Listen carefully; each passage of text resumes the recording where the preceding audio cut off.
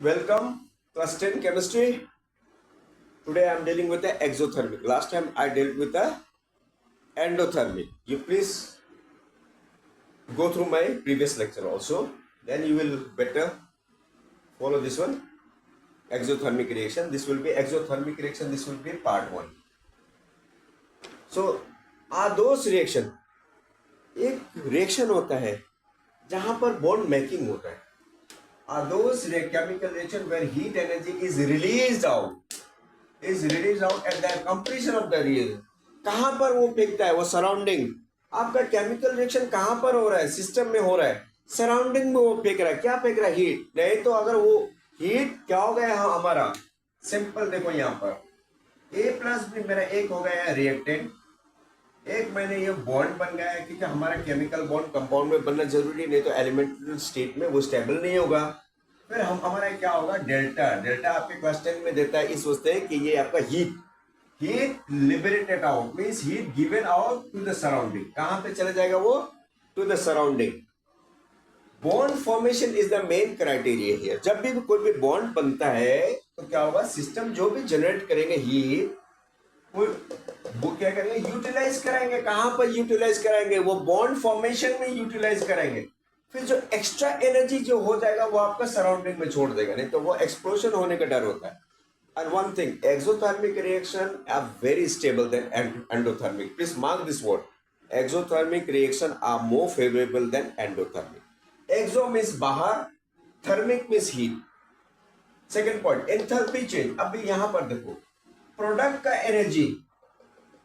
Product का total energy अगर subtract करेंगे total energy of the reactant से, तो हमारा क्या वैल्यू आ जाएगा? एंथैल्पी चेंज क्या आ जाएगा? आपका नेगेटिव.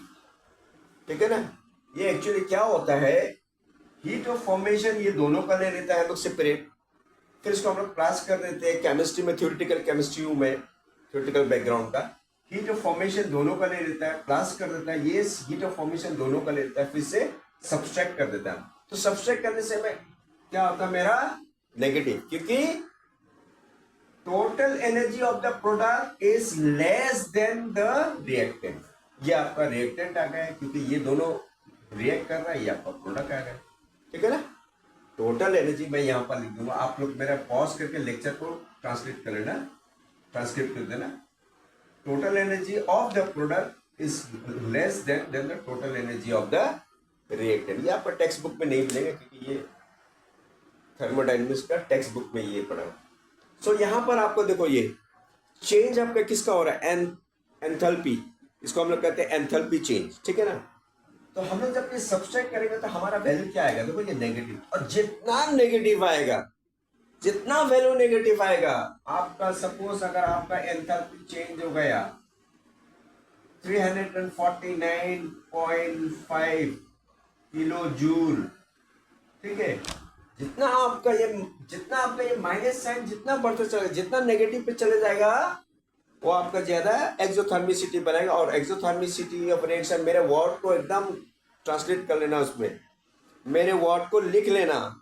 वो ज्यादा स्टेबल होगा जितना नेगेटिव होगा. वो हमारा यहाँ का टोटल एनर्जी कम होने चाहिए total energy of the reactant से, तभी वो एक्सोथर्मिसिटी ऑफ रिएक्शन दिखाएंगे. अभी चलो यहाँ पढ़ते हैं ग्राफिटिकल वे से. देखो ये हमारा क्या हो गया? रिएक्टेंट. एक हमने क्या करा? Potential energy. एक आपका रिएक्शन पाथवे या रिएक्शन प्रोग्रेस मैंने दिखाया. एक वो ग्राफ मैंने बनाया. Always the energy of the reactant in the case of the exothermic वो ज्यादा होता है और प्रोडक्ट कम होता है. ये उससे मैंने आपको क्या कहा था? एक्सोथर्मिक रिएक्शन में जो भी प्रोडक्ट बनाता है, एक्सोथर्मिसिटी जो फॉलो करता है वो बहुत क्या रहता है? बहुत stable then endothermic. That's why in nature exothermicity of reaction are more favourable then endothermic. Endothermic actually stable नहीं होता. फट से वो रिएक्टिंग करेगा, प्रोडक्ट कहीं पे वो वैनिश हो जाएगा, डिसअपियर हो जाएगा, किसी के साथ वो रिएक्ट कर रहा है. पर एक्सोथर्मिसिटी ऑफ रिएक्शन बहुत देर तक वो ठहर सकता है, वो सस्टेन कर सकता है. आप देखिए यहाँ पर एनर्जी कितना है इनका, कितना लोअर चला गया एनर्जी. जितना लोअर चला जाएगा उतना स्टेबिलिटी होता है कंपाउंड का. और यहाँ देखो रिएक्टेंट. और इसी हम लोग कहता है एक्टिवेशन एनर्जी. ये एक्टिवेशन एनर्जी जितना छोटा होगा, जितना कम होगा, हमारा एंडोथर्मिसिटी एक्सोथर्मिसिटी ऑफ द रिएक्शन उतना ही बढ़ेगा. तो please pause it, just copy it. मैंने आपका जितना लेक्चर दिया आप पोस्ट करके सुन करके आपको कॉपी कर लीजिए, ठीक है. And those who are new to my channel, please subscribe my channel as ever, and those who are following me, please go to the bell icon and just ring the bell. And if you have got any doubt with there, now the next lecture I am going to put the example of which are the reaction that is most commonly we studied in class 10. Till then, okay, take care and share my video to your classmates or friends. Okay, till then, goodbye. God bless you. Thank you.